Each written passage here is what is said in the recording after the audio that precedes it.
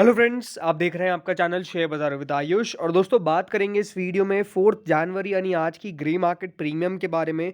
इनलॉन technology shop polymers IPO का दोस्तों आज आखिरी दिन है, तो वहाँ पर भी बात करेंगे। आज से चमन मेटेलिक्स आईपीओ ओपन भी हो चुका है। ड्यूकल ऑर्गेनिक्स आईपीओ की भी ग्रे मार्केट स्टार्ट हो गई है। एंड डेफिनेटली जो भी एक्शन है वो तो इस वीडियो के अंदर कवर होने ही वाला है, तो वीडियो को पूरा ज़रूर आप देखिएगा दोस्तों। अगर आपने पहली बार इस चैनल को विजिट किया है, एक काम आपको करना है, जस्ट चैनल को सब्सक्राइब ज़रूर कर लीजिएगा। सो फ्रेंड, सबसे पहले बात करें यहाँ पर साप पॉलीमर्स आईपीओ के ऊपर। तो दोस्तों, साप पॉलीमर्स आईपीओ का आज लास्ट दिन है और अब आज ये आईपीओ बंद हो जाएगा। अब सबसे बड़ा क्वेश्चन निकल के आता है कि आखिर करे तो करे क्या, अप्लाई करे अवॉइड करे, तो मेरा फाइनल डिसीजन क्या है, चलिए मैं आपको ये बता देता हूँ। सबसे पहली बात तो ये बात ध्यान रखिएगा, आज दोस्तों रेडियंट कैश मैनेजमेंट आईपीओ की लिस्टिंग हुई। आज आरबीएम इंफ्राकॉम आईपीओ की लिस्टिंग हुई। आरबीएम इंफ्राकॉम एक एसएमई इशू था, लेकिन रेडियंट कैश मैनेजमेंट एक मेन लाइन इशू था। और बहुत समय के बाद ऐसा हुआ है कि जहां पर ग्रे मार्केट बता रही थी एग्जैक्टली उसी जगह पे लिस्ट हुआ। तो ये एक पॉजिटिव न्यूज़ है कि देखिए, जो आईपीओ है वो अब लिस्ट अपसाइड में हो रहे हैं। लोगों को पहली बात तो यही है कि हाँ, इस साल में जो आईपीओ लिस्ट हुआ है उसने आपको पॉजिटिव रिटर्न दिए। अब एक नेगेटिव बात समझ लीजिए कि आज बाजार में गिरावट आ गई है। आज बाजार बहुत तेजी से नीचे आया है और लग रहा है कि हाँ, बाजार के लिए 18,300 का जो लेवल है वो डेफिनेटली अपने आप में एक बहुत कंजेशन जोन है। 18,250 300 के आसपास बाजार बार बार अटक रहा है, तो ये भी अपने आप में एक इंपॉर्टेंट बात है। तो अब इस आईपीओ में करे क्या? सबसे पहली बात तो प्राइस बैंड 65 रुपीज़ का है। 66 करोड़ का ये पूरा इशू था, जो आज आपको बंद हो जाएगा। 230 का शेयर, आप 230 शेयर आपको मिलेंगे एक लॉट के अंदर, जो बीएससी एनएससी पे लिस्ट होंगे। सब्सक्रिप्शन वाइज कह सकते हैं आईपीओ के अंदर सब्सक्रिप्शन अच्छा आ रहा है। क्यूआईबी ने जरूर पैसा नहीं लगाया है। एचएनआई से 13 टाइम्स के आसपास लगा दिया, ऑलमोस्ट 14 टाइम्स आप कह सकते हैं। रिटेल कैटेगरी 25 गुना सब्सक्राइब हो गई है, तो चाहे तो आप अप्लाई कर लीजिए। और यही है कि दोस्तों, मुनाफा अगर बाजार इसी प्रकार से रहता है, बाजार में थोड़ी बहुत तेजी बनी रहती है, तो ये मुनाफा देके चले जाएगा। बट अगेन ये बात ध्यान रखिएगा, किसी भी चीज़ की श्योरिटी नहीं है। मैं वापस आपको कह रहा हूँ, किसी भी चीज़ की श्योरिटी नहीं है कि आपको ये 100% मुनाफा देके जाएगा। बिकॉज ग्रे मार्केट बहुत ज़्यादा नहीं है, 7-8% है। 7-8% अगर बाजार यहाँ से नीचे चले गया, जैसे मैंने आपको कहा भी था कि यूएस के फेड की मीटिंग के मिनट्स आने वाले, तो वहाँ पर कुछ भी नेगेटिव आ गया तो ये बात ध्यान रखिएगा, 7% उड़ने में बहुत समय नहीं लगेगा। लेकिन अगर कुछ पॉजिटिव आ गया तो 7 के 17% 15% हो सकता है। तो ये बात भी है, तो रिस्क पूरा पूरा है। मैं ये नहीं कहूँगा कि आप अगर लगाएंगे तो आपको मुनाफा ही होगा 100%, नुकसान भी हो सकता है। बट ये भी ना नहीं कहूँगा कि अगर आप नहीं लगाएंगे तो पक्का नहीं है कि ये नीचे ही खुले, ऊपर भी खुल सकता है। ये बात ध्यान रखिएगा। तो मेरे साथ तो न्यूट्रल है, आप चाहे तो अप्लाई करिए, चाहे तो अवॉइड करिए, बहुत ज़्यादा दिक्कत नहीं आने वाली है। ये बात भी ध्यान रखिएगा, अगर लिस्टिंग होगी तो बहुत ज़्यादा फायदा भी नहीं होगा और बहुत ज़्यादा नुकसान भी नहीं होगा, यही मैं मान के चल रहा हूँ। कुल मिला के सब्सक्रिप्शन अभी तक दोस्तों 8.94 टाइम्स आया है।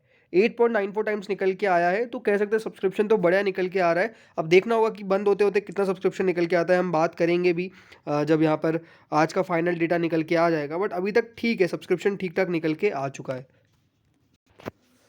अब दोस्तों बात करते हैं एसएमईज पे। तो आज से चमन मेटेलिक्स आईपीओ की ओपनिंग हो गई है। 4 से 6 जनवरी के बीच में ये इशू खुला है। 38 रुपीज़ का इसका प्राइस बैंड है। 24 करोड़ का ये इशू है, जो एनएससी एसएमई पे लिस्ट होता हुआ नजर आएगा। 3000 का इसका लॉट साइज रखा गया है। अभी तक दोस्तों सब्सक्रिप्शन कुछ इस प्रकार से है कि जो आईपीओ है वो फुल्ली सब्सक्राइब हो गया है। रिटेल कैटेगरी के द्वारा 2 टाइम्स पैसा, एचएनआई कैटेगरी के द्वारा 38% पैसा। दो ही कैटेगरीज है इसमें, रिटेल और एचएनआई की। और कह सकते हैं सब्सक्रिप्शन के मुकाबले ये आईपीओ अभी तक फुल्ली सब्सक्राइब हो गया है।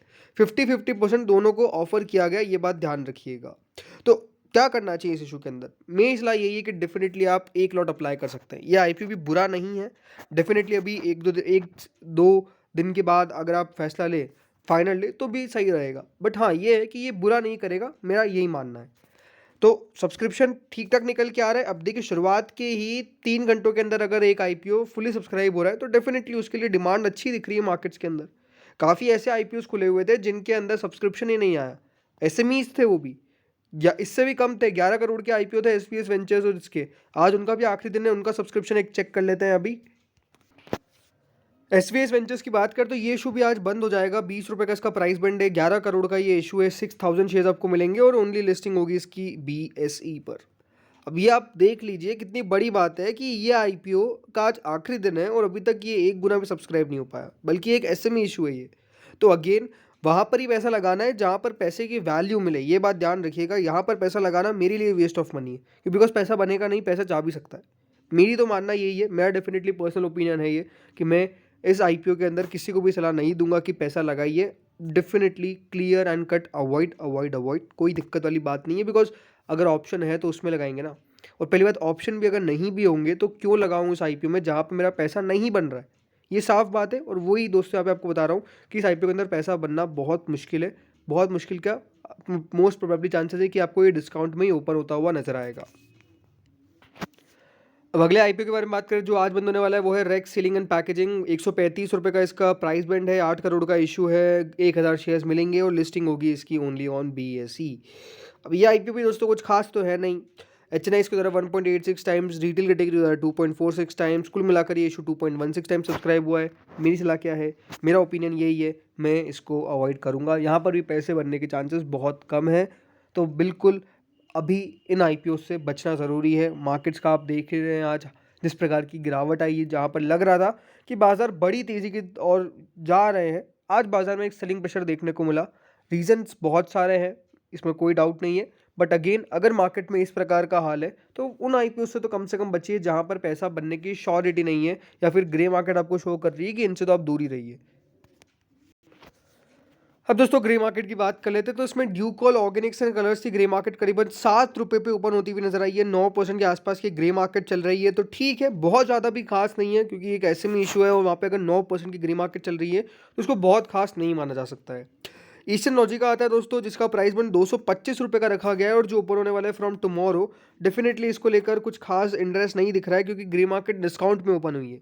तो ये बात ध्यान रखिएगा कि हाँ, यहाँ पर भी दिक्कतें आ सकती है, पैसा मुश्किल है यहाँ पर आना। अच्छा, चमन मेटेलिक्स 25 रुपये दोस्तों, grey market subject to rate start हो चुकी है 52,000 पे, अपने आप में इनक्रेडिबल है। 65% का अभी भी लिस्टिंग गेन दिखा रहा है अगर 25 रुपये ये ग्रे मार्केट चल रही है तो, यानी 63 पे इसकी एस्टिमेटेड लिस्टिंग है। यह आईपीओ ओपन है टिल 6 जनवरी, ये बात ध्यान रखिएगा।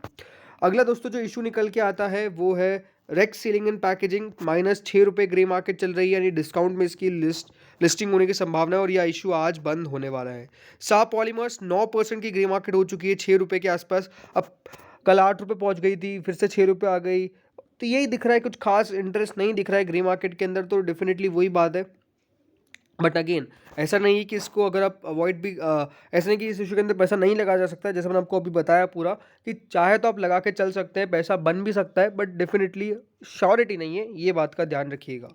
अगला दोस्तों इशू जो निकल के आता है वो है SVS वेंचर्स। अब ये देख लीजिए 20 रुपये का इशू, -6 रुपये ग्रे मार्केट, यानी 30% का नुकसान। अब 30% का अगर नुकसान दिख रहा है तो कौन लगाने के लिए तैयार होगा, बिल्कुल कोई तैयार नहीं होगा।